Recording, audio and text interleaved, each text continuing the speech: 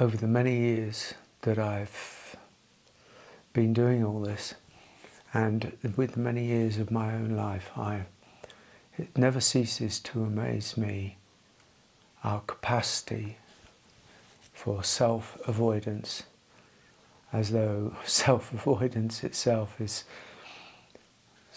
somehow built into us to avoid how we feel. Or maybe it's just some cultural, human, terrible habit that we have to either project outwards what we truly feel, and I'm talking about deeper inside, or else to haphazardly blame the world and the things that have happened to us,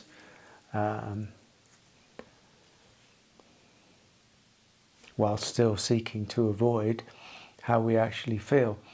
And the thing that I've come to over the years, learning particularly from my own experience, is that turning, and on the spiritual path you can't avoid this, although you can try, but that turning towards how we truly feel opens a door to the depth of us, to what's really going on inside us. And in so many ways, this is the path of healing, and this is the path of know thyself, and this is the path of, of becoming kind of whole again.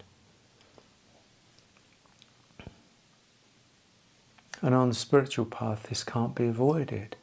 On any path of truth, this can't be avoided. And our capacity to avoid ourselves and not meet ourselves is sort of conversely reflected in our deepest capacity to meet ourselves as we are. And as you know, maybe from this channel, that's a never-ending journey. That's a journey of ever deepening, to become ever more intimate with ourselves. But it's essential.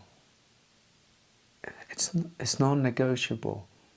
You have to be able to meet what it is you've avoided as it arises. In some ways that can't be strategized, that can't be methodically thought of, because what goes on deeper inside us isn't going to obey a set of instructions. We can do body work, we can do somatic work, you can do rebirthing work, you can do constellation work, family constellation work, to look at the family ancestry dynamic as it's played out over time, and as it shows up in your own energy field and how you live your life. And that's a great one to do. But all of these are methods and practices, and they're all very worthwhile. But emotion and backed up, stored up emotion, the darkness within us, the shadow within us, all of these things that are sort of live, as it were, below the iceberg of our consciousness, of our conscious awareness. They don't obey a set of instructions of, I'll come out now. Oh, you've called and here I am. It just doesn't work like that. It works in the sense that certain things in the plane that we live in the movement of the field that we live in, seem to antagonize and seem to trigger things below the surface. It could be something that somebody says. It could be an interaction that we don't like. It could be triggered by something seen in our visual plane. It could be just an arising that we don't even know where it's coming from, because we're very biorhythmic beings. And that means that we're, as I've said before, wavy. And wavy just means that things come up without us logically knowing why they're coming up. But what I'm saying is our capacity to meet what arises, when it arises, as it arises. And if we're too reactive to do that, then we do it as soon as we can afterwards. And by something changes. And you know, it's almost like a fundamental to get that into our consciousness, the capacity to stop and go within and see what's arising. And to be honest with that, to be honest with ourselves, seems to be almost, you know, one of the most difficult things. I'm not talking any superficial level of, yes, I'm honest in how I feel and I honestly feel, you know, I'm talking about an ever deepening intimacy with our inner life. Nobody knows our inner life. Nobody.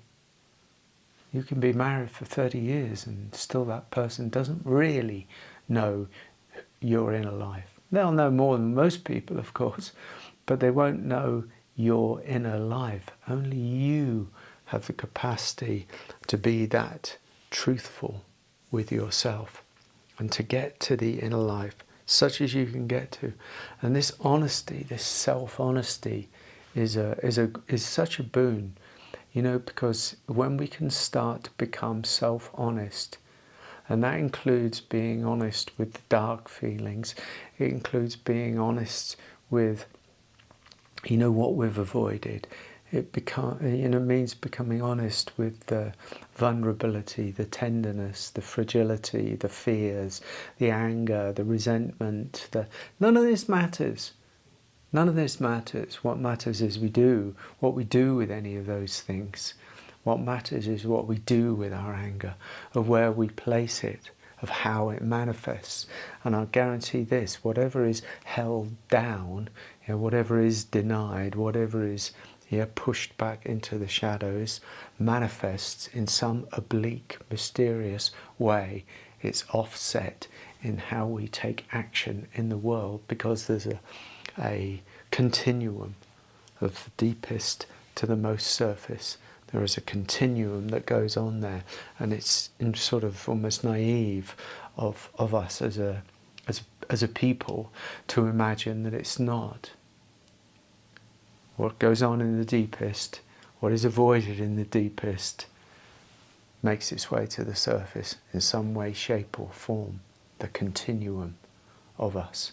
That's amazing to know, because then when you start paying attention through great willingness to be honest with yourself, then by and by you get deeper and deeper, and that continuum of what's deep to what's on the surface, what manifests on the surface, starts to have a congruency,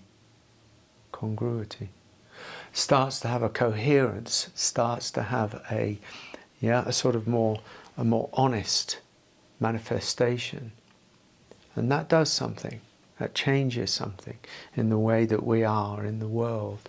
And so this is just a simple video as a call for, if you're interested in pursuing the life of integration, the life of a spiritual integration.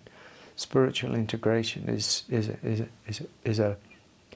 almost a deeper level of spiritual realization. You realize it, but then it does have to be integrated.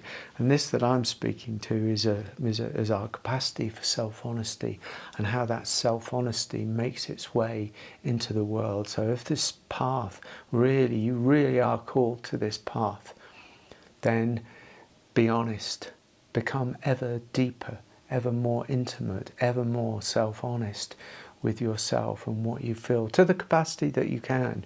You can't force it, because the door is closed. The door only opens when it opens, and the door only opens because you knock on it, and the door only opens because actually you're very soft with it in many ways.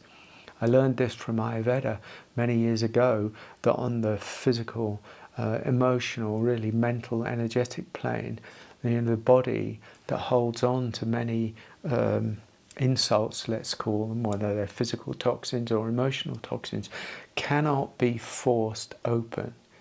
It will only release through softness, and it will only release through willingness. And that's why they do in Ayurveda, in the Panchakarma treatment, the healing treatment, they do a lot of softening up of the system, so that the body releases of its own accord, of its own intelligence, what it needs to release. And that's an amazing insight. So be soft with self-honesty. Be soft with this intimacy.